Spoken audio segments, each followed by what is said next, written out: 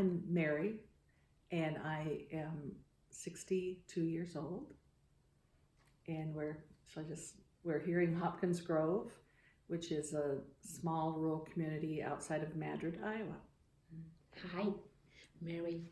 Um, how are you feeling before we start? I'm feeling very good today. Yeah. I had a great walk in the woods this morning with this fresh snow, and it was beautiful, beautiful morning. We don't know each other, and I always wonder why people accept to talk with me. So, why did you accept to answer my questions? I love to meet new people, and Pastor Craig has introduced a number of really interesting people into my life and the life of our small church here. And so when he contacted me to see if I wanted to meet you, I was all for it. Yeah, thank you. Mm-hmm. Thank you. So we're going to start with this question. Who are you? Who am I?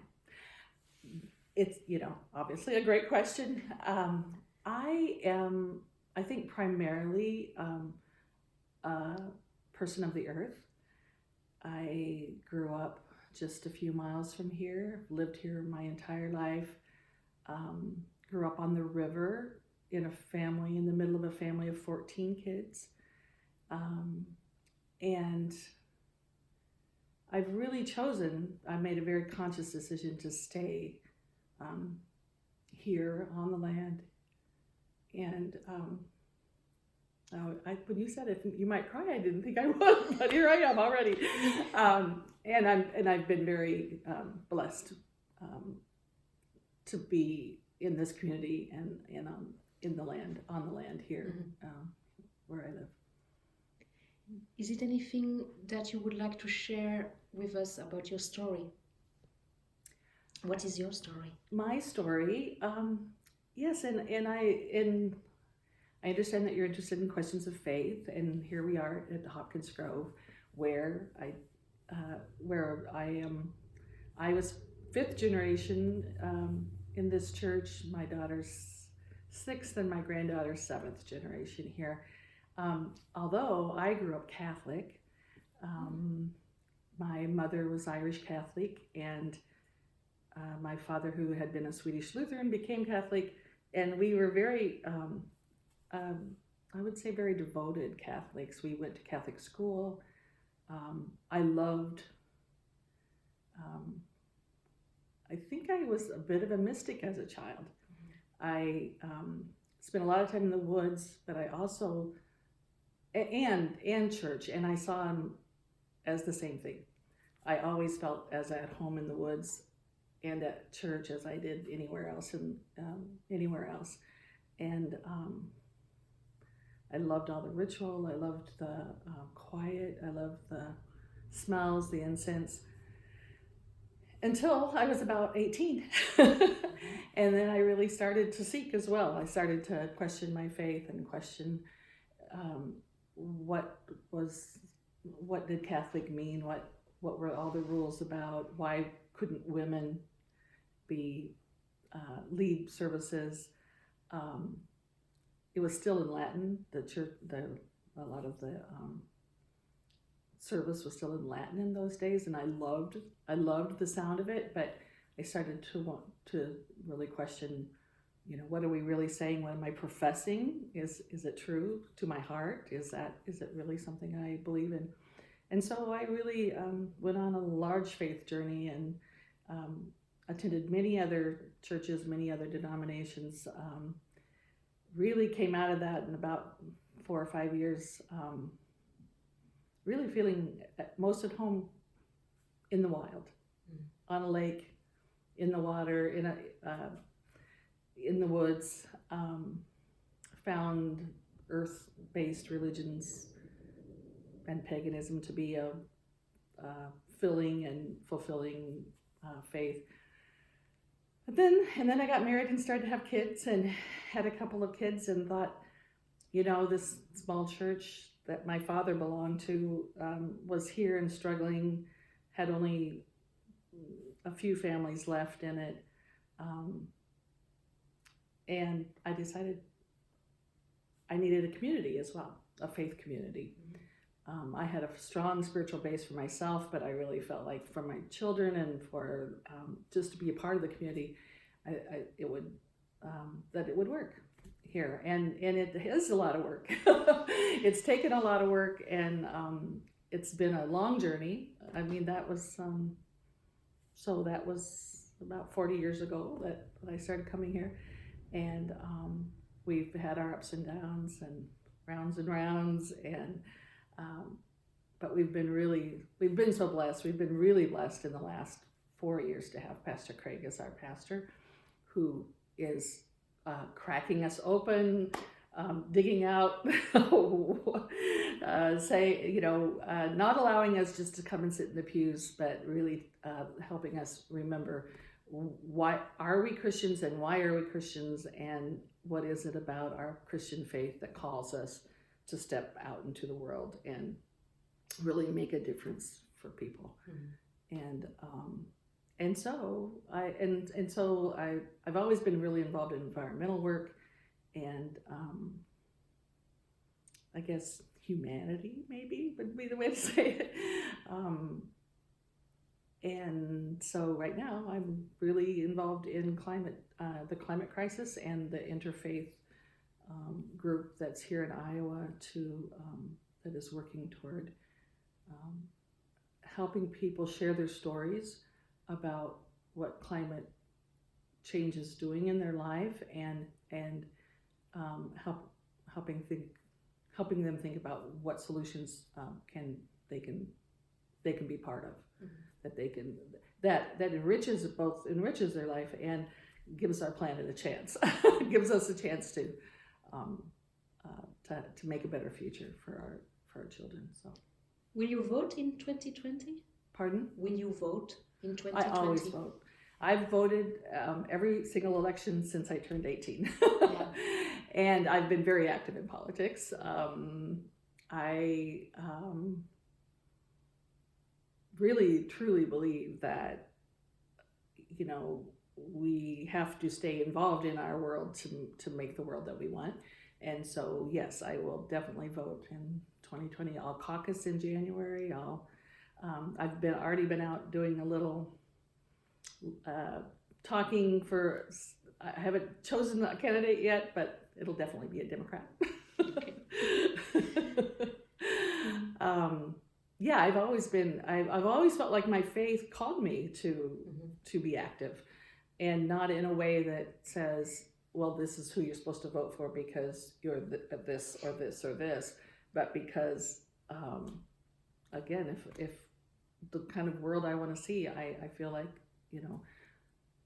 I work locally. I think it's really important to work very local, and I've worked at the state level as well, and in the national level. I think it's really important to, as we say, sometimes the answer is yes. Should I work local? Should I work statewide? Should I work nationally? Yes, and globally. I mean, I'm part of an organization. One of the organizations I'm part of is Women Food and Agriculture Network, and that's women farmers all over the world.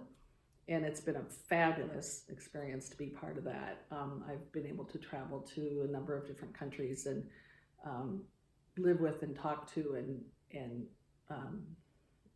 try to understand the struggles and the successes of women farmers around the world.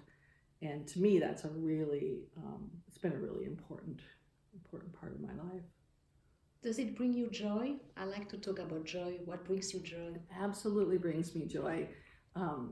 To plant and to harvest and to I've always been a seed saver, so I try to keep seeds and stories kind of together as far as for instance, a friend of mine, her great uncle, I think came from Italy and brought his seeds for peppers, and they kept him alive for 3 generations, and I've grown them out for a couple of years now as well, and I'm part of Seed Savers. So yes, seeds and stories together, sort of the coevolution of plants and people and women in particular, it really brings me a lot of joy. What is your biggest fear? my biggest fear is that we won't recognize ourselves in each other.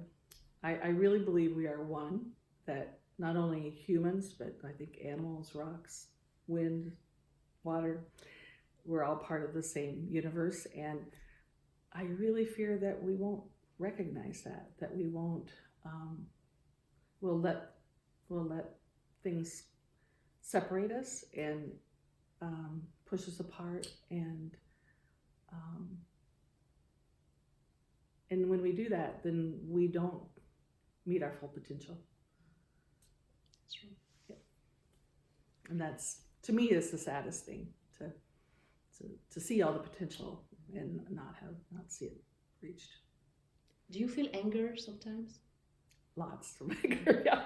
I shouldn't say lots, but yes, I do feel anger. I feel anger when I see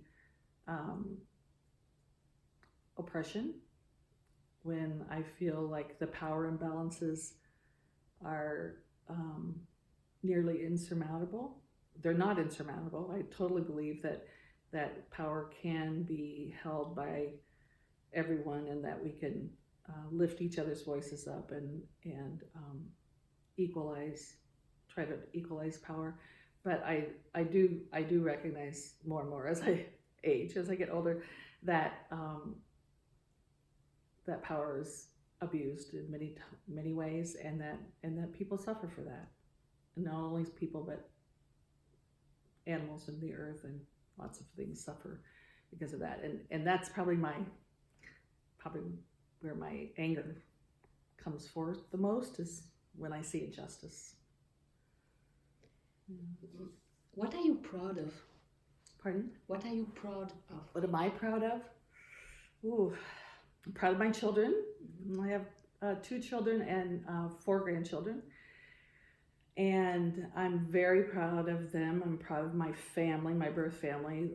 I have brothers and sisters kind of scattered across the country. And I'm proud of all of them. I'm proud of some of the progress that we've made, I think, as a community, as an individual, and as a community. Yeah, I think those are the things I'm proudest of. Yeah. So what is the truth? What is the truth? I think the big truth is that we're one. Is that, and I've had several profound experiences that I had where I felt that, where I not only felt that, but just knew it to be true. That suddenly, those kind of experiences that one minute you're this way, and the next minute you're, oh, I get that now, and that's all, and it's always true after that. And the fact that our universe is one, that it's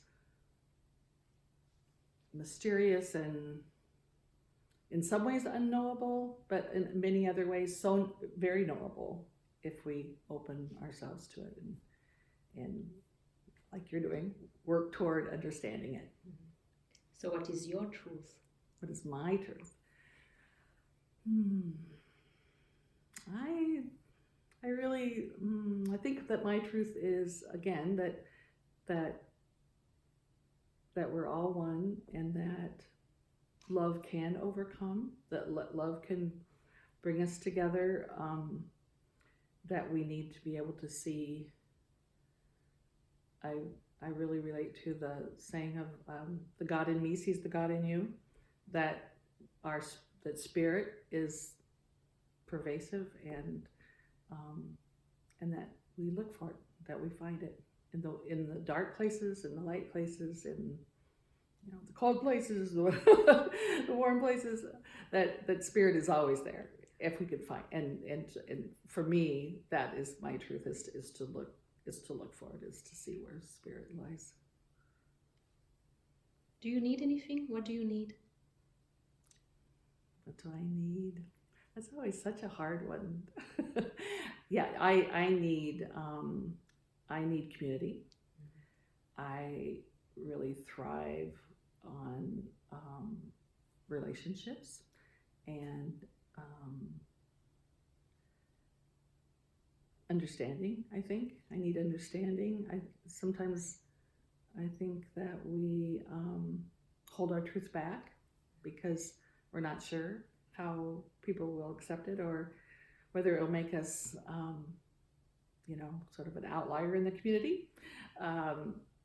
Because I've lived in this community my entire life, I think that sometimes, I think that sometimes people don't understand me, that people will say, well, where did you come from? We thought you lived here, or we thought you were like us. And I'm like, well, I am like you, and I'm also like other people as well. So I think as a need, probably it's that a need.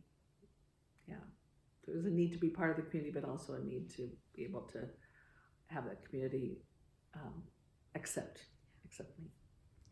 Is there anything else that you would like to add before we finish?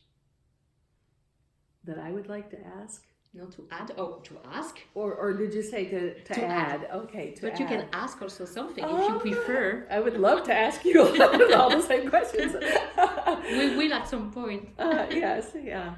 I just really appreciate that you're here and that you've taken the time and the effort to find your way in the world, to become, and I think that when a person seeks, like you are seeking, that it becomes sort of a magnet to draw people together, and I'm so glad that you found us in here. And thank you for your time, because it's precious, and your trust. You're welcome. Thank you. Yeah. Those are such good questions. I don't